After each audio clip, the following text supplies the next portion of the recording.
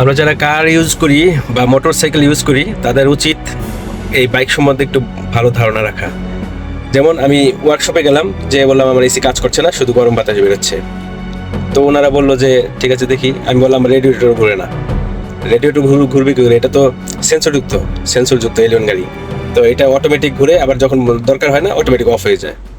তো ওরা দেখলো, দেখে স্টার্ট করে দেখে যে না, রেডিয়েটর মাঝে মধ্যে ঘুরে। তার মানে ঠিক আছে।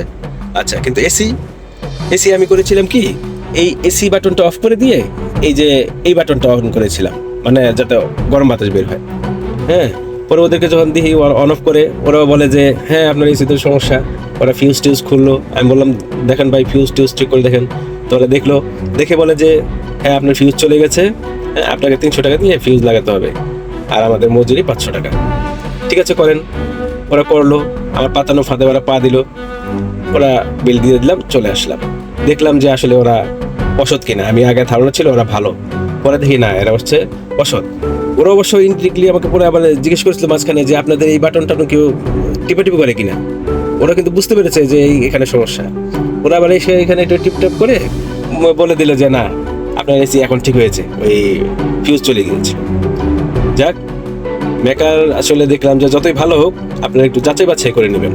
এই যে যেমন আমার সাথে এই ঘটনাটা করলো, আমি যখন ওদেরকে বলবো যে এই ঘটনাটা আমি ঘটিয়েছিলাম, তখন কিন্তু ওরা লজ্জা পাবে এবং পরবর্তীতে ওরা কিন্তু এই কাজ করতে সাহস করবে না।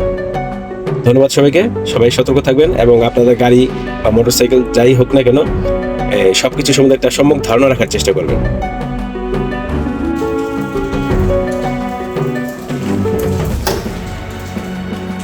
তারা এসির জিনিসটা খুললো, ফিউজ বক্স।